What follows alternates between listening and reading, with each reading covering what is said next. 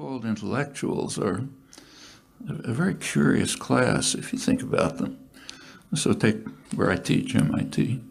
If there's a Nobel laureate in physics who's working 70 hours a week in his laboratory on problems of advanced physics, we don't call him an intellectual.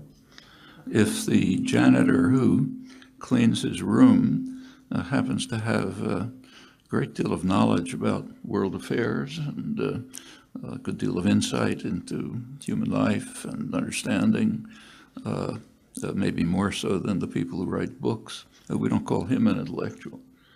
Intellectuals are people who have a certain degree of privilege, enough to be able to reach audiences and who discuss issues of general public interest. In 1964, Sartre was awarded the Nobel Prize for Literature.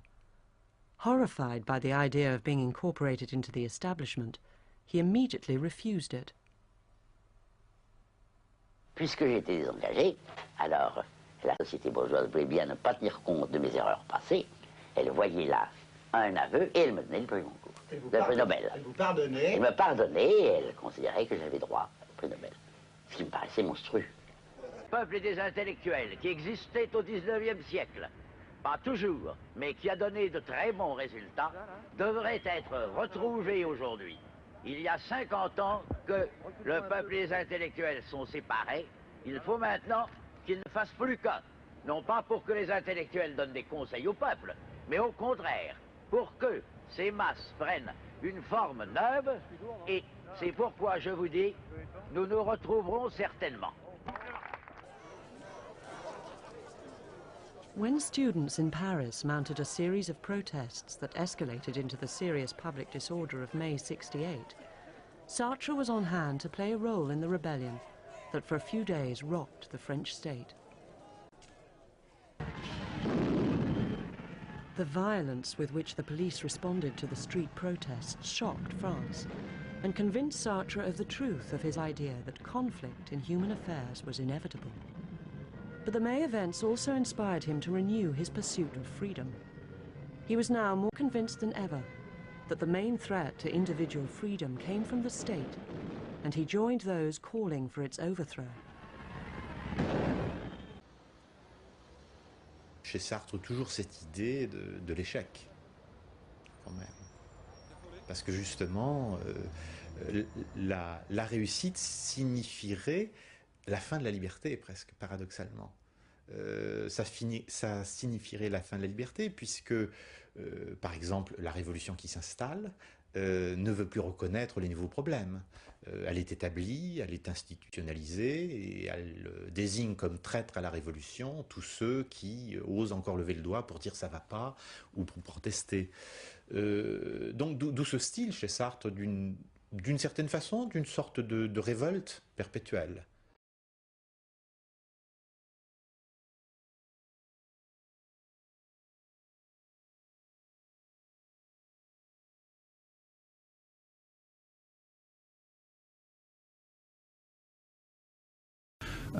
What did intellectuals do during World War I? Well, first thing that happened is 93 leading German intellectuals published a manifesto calling on their colleagues in the rest of the world to support Germany in its magnificent aim to bring justice and peace to the world. What did the American intellectuals do? Exactly the same thing. In fact, they all lauded the magnificence of their own leaders. There were some exceptions. Most of them ended up in jail on both sides. So in Germany, Rosa Luxemburg and Karl Liebknecht objected and were in jail. In England, Bertrand Russell objected. He was in jail. I should like to say two things. One intellectual and one moral. The intellectual thing I should want to say to them is this. When you are studying any matter or considering any philosophy, ask yourself only what are the facts and what is the truth that the facts bear out. Never let yourself be diverted either by what you would wish to believe or by what you think could have beneficent social effects if it were believed, but look only and solely at what are the facts.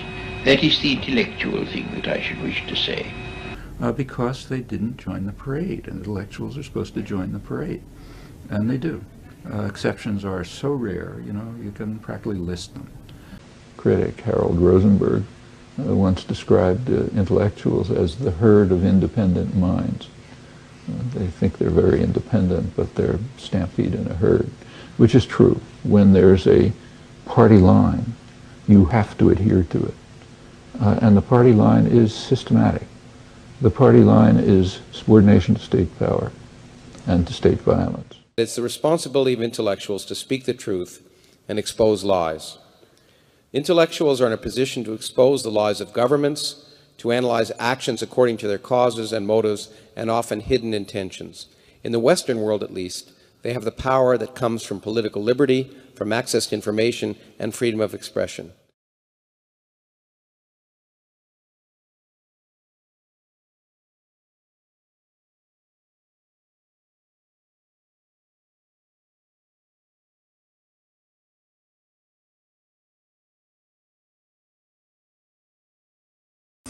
It means you have to develop an independent mind and work on it. Now, that's extremely hard to do alone. You know? The beauty of our system is it isolates everybody.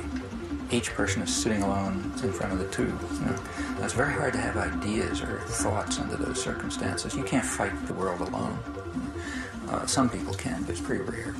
The way to do it is through organization. So courses of intellectual self-defense will have to be in the context of political and other organization. A Jerusalem-based Palestinian theater group, Al-Hakawati, tours the camps and villages staging popular plays that enact the Palestinian situation.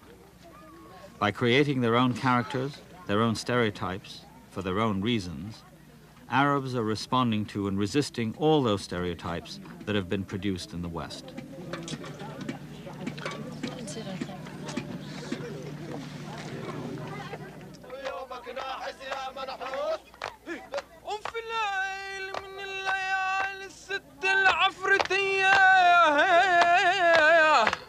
The Hakawati play is based on a remarkable satirical novel by Emil Habibi, political activist, journalist, and intellectual who lives in Haifa.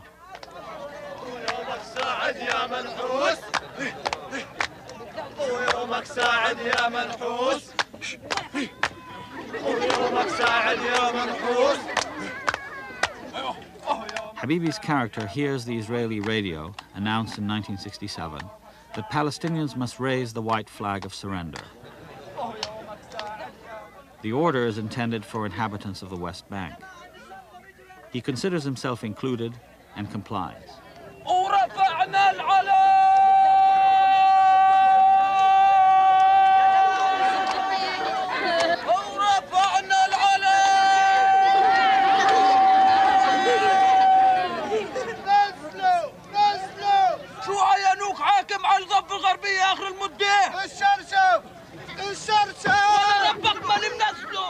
But because he lives in Israel, in Haifa, his white flag is interpreted as an act of defiance.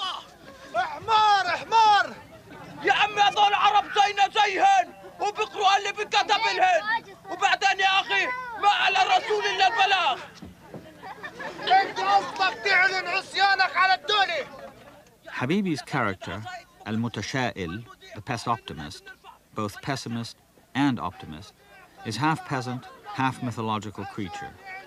His whole life consists in trying to live in an impossibly ironic situation.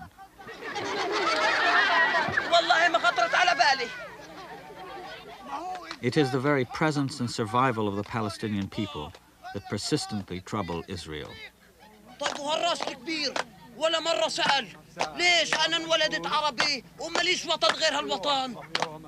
To conclude, I would just like to claim that what is needed here is something which was already deployed by Kant, the German idealist Immanuel Kant, as what he called the public use of reason. as opposed to the private use of reason.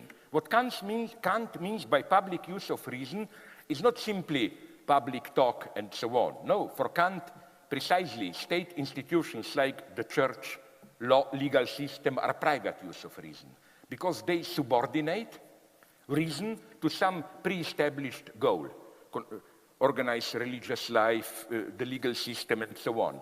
For Kant, public use of reason means use of reason subtracted from the entire field of social authority and hierarchy, where you can, as it were, freely think, deploying all the consequences, and so on and so on. Society wants now, by society, of course, I don't mean all the people, but those in power, capital, and so on, is to turn universities into factories for producing experts. As a French future minister told me years ago already, I was in a debate in France, he told me, take those demonstrations years ago, you remember, in the suburbs of Paris where people were, the youth was burning cars in the suburbs of Paris. He told me, here we need intellectuals, we need psychologists to tell us how to control the mob, we need urbanists to tell us how to restructure the suburbs so that crowds cannot gather, and so on and so on.